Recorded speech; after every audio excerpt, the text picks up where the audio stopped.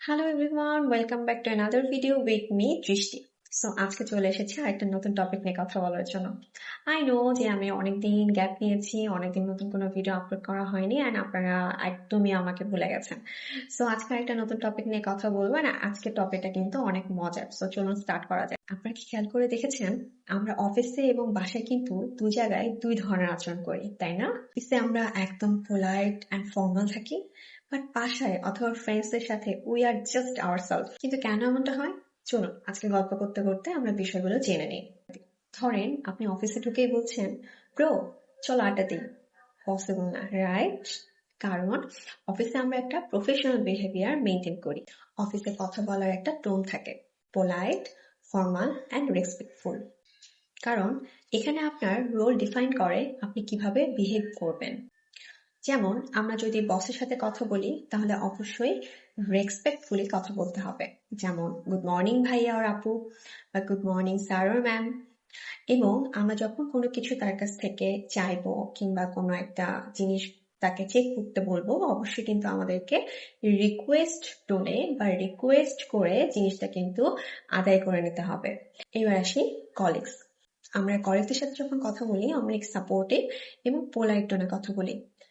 Same ডেজিগনেশনে হয়তো কাজ করছি কিংবা সিনিয়র জুনিয়র হিসেবে কাজ করছি, আমরা যদি আমাদের কলিগকে মানে ডোমিনেটিং ওয়েতে কথা বলি কিংবা অর্ডারিং ওয়েতে কথা বলি, তাহলে কিন্তু তার প্রতি রেসপেক্টনেসটা থাকছে না কিংবা সাপোর্টিভ ভাবটা থাকছে না।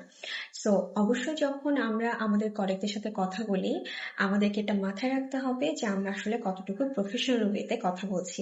আমরা যদি কোনো ব্যাড ল্যাঙ্গুয়েজ, কোনো স্ল্যাং কিংবা তাকে ছোট করে কিংবা নিজে অর্ডারিং ওয়েতে কথা বলি, তাহলে কিন্তু আমার রোলটা এবং আমার ডেজিগনেশন ওয়াইজ আমার যে বিহেভ করা দরকার এটা কিন্তু আমি নিজে থেকে নষ্ট করছি। এবং এতে করে কি হচ্ছে, সেই কলিগের সাথে কিন্তু আমার সম্পর্কটাও নষ্ট হচ্ছে। এবার আসি ক্লায়েন্টের ক্ষেত্রে আমাদেরকে একটু এক্সট্রা প্রফেশনাল হতে হয়, আর অনেক বেশি পোলাইট হতে হয় এবং অনেক বেশি রেসপেক্টফুল ওয়েতে কথা বলতে হয়। বাট আউটসাইডে আমরা জাস্ট আমাদের মতো, তাই না? যা ইচ্ছে বলতে পারি, যেমন ইচ্ছে চলতে পারে, এবং ফ্রেন্ডস বা ফ্যামিলি থাকলে তো কোনো বাউন্ডারি থাকছে না। আমরা যেমন ইচ্ছে তেমন ভাবে কিন্তু তাদের সাথে আমাদের মনের কথাগুলো শেয়ার করতে পারি। এবার কথা বলি প্রেশার অ্যান্ড স্ট্রেস। অফিস মানে প্রেশার, ডেডলাইনস এন্ড টার্গেট। মাথার মধ্যে সারাক্ষণ শুধু প্রেশার আর প্রেশার, কখন কাজটা শেষ হবে, কখন বসকে বুঝাই দিব, এই বিষয়গুলোই কিন্তু চলতে থাকে। বাট আমাদের মুখে স্মাইল, সবসময় আমরা হাসতে থাকি, যেন মনে হয় অফিসে আমরা স্টেজ মার্কস পরে বসে আছি।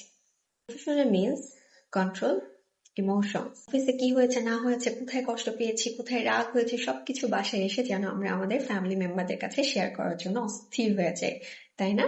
ফাইনালি যেন বলেই ফেলি, উফ আজকে অনেক প্রেশার গেছে, আর নিতে পারছি না।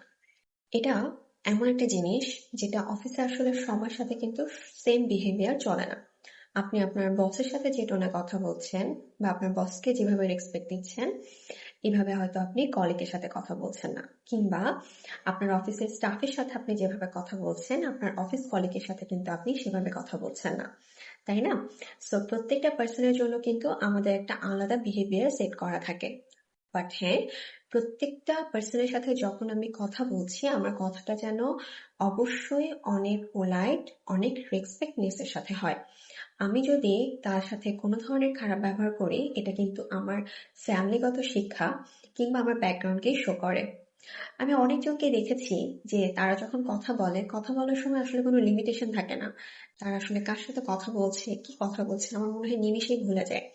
হ্যাঁ, এই জিনিসটা আসলে কিন্তু তার শিক্ষাগত যোগ্যতা, তার ফ্যামিলিগত শিক্ষা, এই জিনিসগুলোকেই শো করে। সো আমি রিকোয়েস্ট করবো, আপনারা যখন আপনাদের অফিস কলিগস কিংবা সিনিয়রের সাথে কথা বলবেন, অবশ্যই এই বিষয়গুলো মাথায় রাখবেন যে আসলে তাদের সাথে কিভাবে কথা বলা উচিত। আজকে এই ভিডিওটা আসলে আমার মেক করার এটাই রিজন যে আমরা অনেক সময় হয়তো বা অনেক মিস্টেক করে ফেলি। আসলে আমাদের অফিস এনভায়রনমেন্টের সাথে আমাদের যে কালচার রয়েছে, আমাদের সেই কালচারের সাথে আমাদের বিহেভিয়ারটা যেন মাঝে মাঝে ম্যাচ করে না। সো অবশ্যই আমাদের বিহেভিয়ারটা আমাদেরকে ঠিক রাখতে হবে। আমরা অবশ্যই সবার সাথে ভালো ব্যবহার করার চেষ্টা করব আমার কারণে যেন কেউ হার্ট না হয়, আমার কারণে যেন কেউ কষ্ট না পায়, এবং আমার কারণে যেন কেউ ক্ষতিগ্রস্ত না হয়। অফিস ম্যানার্স কিন্তু আমাদের কেরিয়ার গ্রো করে। আপনি কেমন সেটা সবার সামনে শো করে। সো অবশ্যই নিজেকে সংযত রাখুন, নিজের ভালো দিকগুলো তুলে ধরুন, নিজের ব্যবহারকে ভালো করুন এবং সবার সাথে সুন্দর ব্যবহার করুন। থ্যাংক ইউ সবাইকে।